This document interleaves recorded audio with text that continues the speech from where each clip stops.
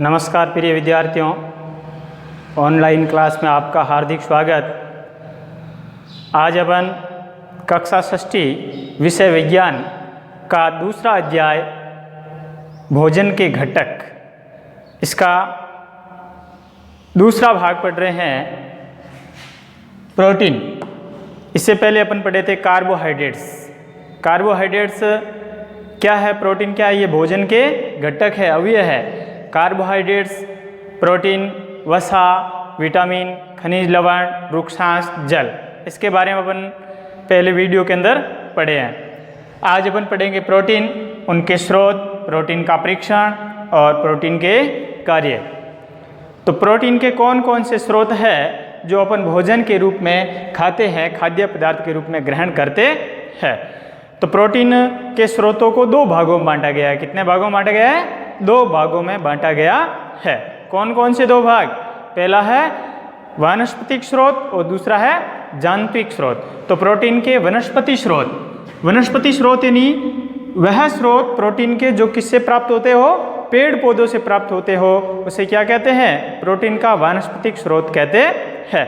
तो वह स्रोत जो पेड़ पौधों से प्राप्त होता हुआ हो उसे प्रोटीन का वानस्पतिक स्रोत कहते हैं, और प्रोटीन का वह स्रोत जो जंतु से प्राप्त होता हो उसे जांत्रिक स्रोत या जंतु स्रोत कहा जाता है। तो प्रोटीन के स्रोत है, पहला वानस्पतिक स्रोत और दूसरा है जंतु स्रोत। वनस्पति स्रोत यानी जो फलीदार पादप होते हैं, फलीदार पादपों से जो बीज अपन प्राप्त करते हैं उसमें प्रोटीन की मात्रा होती है। उसमें नाइट्रोजन जीवाणु होते हैं, नाइट्रोजन स्थिरीकरण करने वाले जीवाणु, जैसे राइजोबियम जीवाणु। यानी फलीदार पादप को उखाड़ के देखना, जैसे मोठ है, मूंग है, इसकी जड़ों के अंदर गांठें पाई जाती है, छोटी छोटी गांठें पाई जाती है, गुलिकाएं पाई जाती है, क्योंकि इसके अंदर जड़ों के अंदर बहुत सारे सूक्ष्म जीव पाए जाते हैं। राइजोबियम जीवाणु पाया जाता है जो क्या करता है?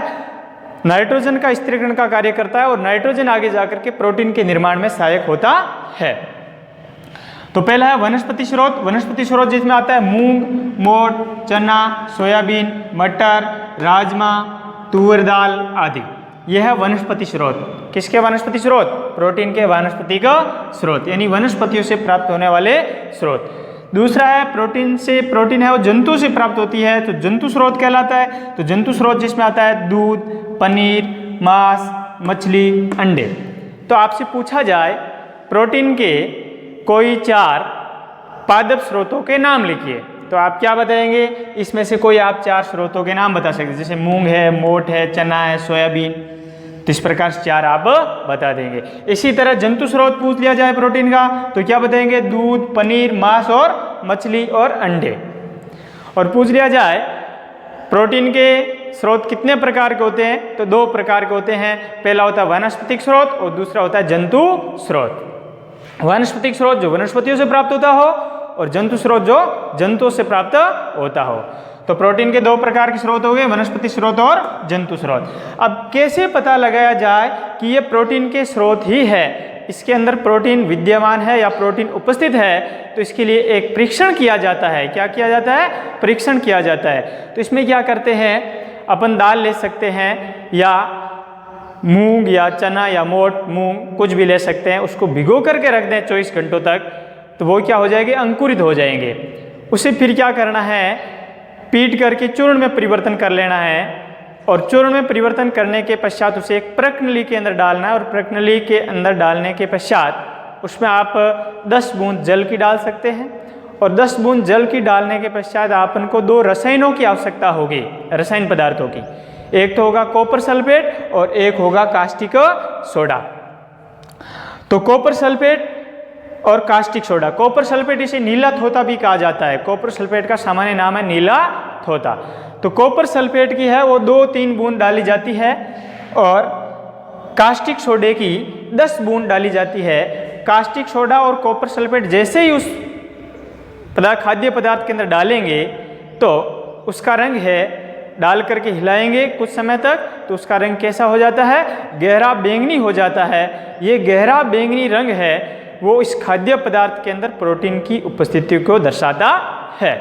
जैसे देखिए प्रोटीन का परीक्षण यहाँ लिख रखा है, खाद्य पदार्थ की थोड़ी मात्रा लेकर या उसे मात्रा लेकर उसका क्या करना है, पेस्ट बनाना है।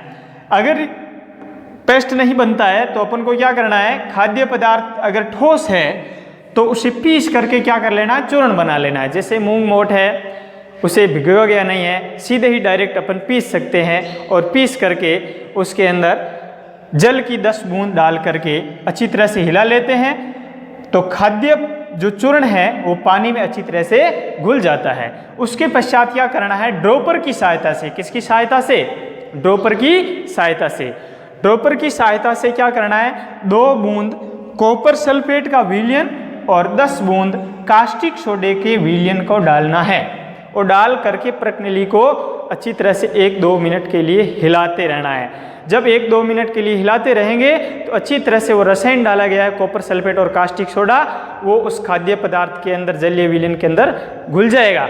घुल जाएगा तो उसके अंदर रिएक्शन होगी और रिएक्शन होगी तो उसका रंग कैसा हो जाएगा, गहरा बैंगनी रंग हो जाता है, जो किसकी उपस्थिति को दर्शाता है, प्रोटीन की उपस्थिति को दर्शाता है।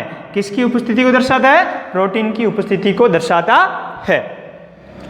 आप इसे इस रूप में भी लिख सकते हैं, मैं ऊपर लिख रहा हूं, इसका यहां लिख रहा हूं। तो सर्वप्रथम अपन क्या लेंगे, खाद्य पदार्थ लेंगे, उसका चूर्ण बनाएंगे, पेस्ट बनाएंगे और उस पेस्ट को किस में लेंगे, एक प्रणाली में लेंगे। एक प्रणाली है कांच की, तो इसमें सर्वप्रथम अपन क्या डालेंगे, कोई खाद्य पदार्थ डालेंगे। खाद्य पदार्थ जैसे प्रोटीन के कोई भी स्रोत ले सकते हैं, दाल का चूर्ण ले सकते हैं। तो इसमें क्या डाल दिया, खाद्य चूर्ण या दाल का पेस्ट अपन कह सकते हैं, पेस्ट डाल देते हैं। उसके पश्चात इसके अंदर 10 बूंद है वो किसकी डाल देते हैं, जल की डाल देते हैं। 10 बूंद जल, इस चूर्ण के अंदर 10 बूंद क्या कर देते हैं, जल डाल देते हैं। जल डालेंगे और जल डाल करके अच्छी तरह से हिलाएंगे, इसे अच्छी तरह से क्या करेंगे, हिलाएंगे और हिलाएंगे तो जल है इसके अंदर घुल जाएगा। उसके पश्चात इसके अंदर क्या डालेंगे,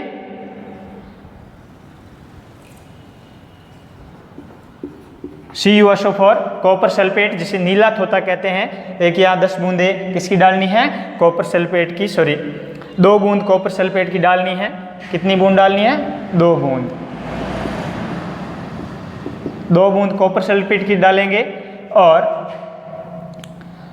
10 बूंद किसकी डालेंगे, कास्टिक सोडे की डालेंगे। किसकी डालेंगे, कास्टिक सोडे की। कास्टिक सोडा, सोडियम बाइकार्बोनेट की कितनी बूंदे डालेंगे, 10 बूंदे डालेंगे, 10 बूंद। तो ये तो हो गया कॉपर सल्फेट,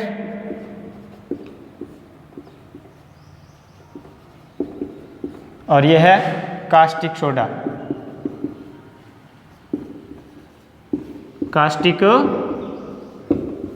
सोडा। प्रणाली ली, प्रणाली के अंदर क्या लिया, खाद्य चूर्ण लिया, कोई भी जैसे दाल है उसको पीस करके चूर्ण को ले लेते हैं। फिर 10 बूंद जल की डालते हैं, 10 बूंद की जल को डाल करके अच्छी तरह से इसे हिलाएंगे तो जल के अंदर खाद्य जो चूर्ण है वो मिल जाएगा, घुल जाएगा। उसके पश्चात उसमें 2 बूंद किसकी डालेंगे, कॉपर सल्फेट की डालेंगे और कॉपर सल्फेट की डालने के पश्चात 10 बूंद किसकी डालेंगे, कास्टिक सोडे की डालेंगे। कास्टिक सोडे की जैसे ही डालते हैं और 1-2 मिनट के लिए उसे अच्छी तरह से हिलाते हैं तो इसका रंग कैसा हो जाएगा, खाद्य पदार्थ का रंग गहरा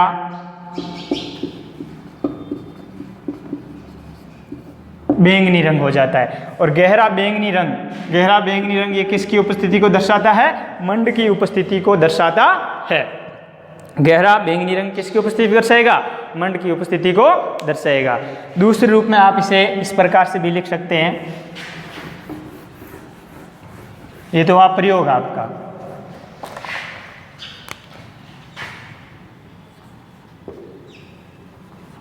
खाद्य चूर्ण प्लस 10 बूंद जल प्लस इसमें क्या डालेंगे, 2 बूंद कॉपर सल्फेट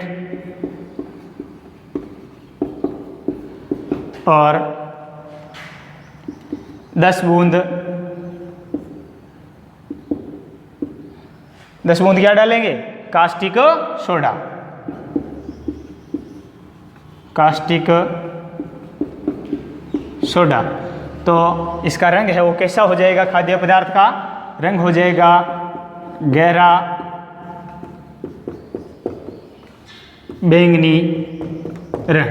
गहरे बैंगनी रंग में परिवर्तन होना किसकी उपस्थिति को दर्शाता है? प्रोटीन की उपस्थिति को दर्शाता है।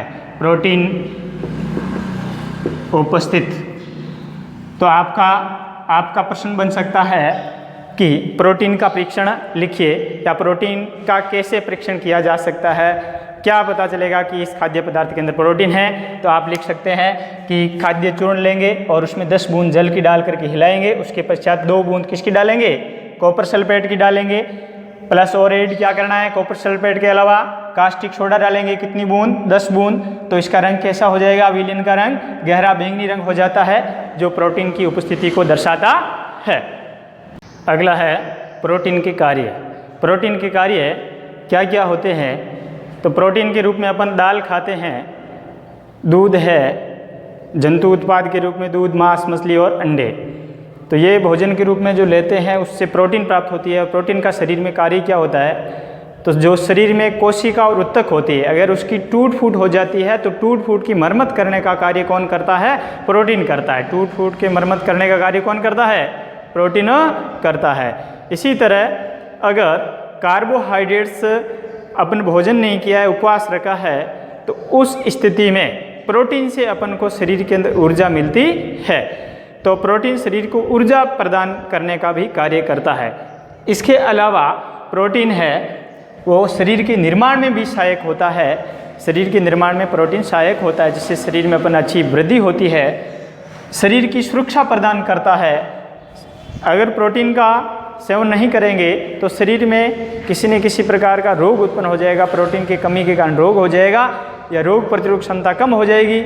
तो इसलिए ये प्रोटीन क्या करता है? रोग प्रतिरोधक क्षमता बढ़ाता है, तो शरीर की सुरक्षा प्रदान करने में भी सहायक होता है।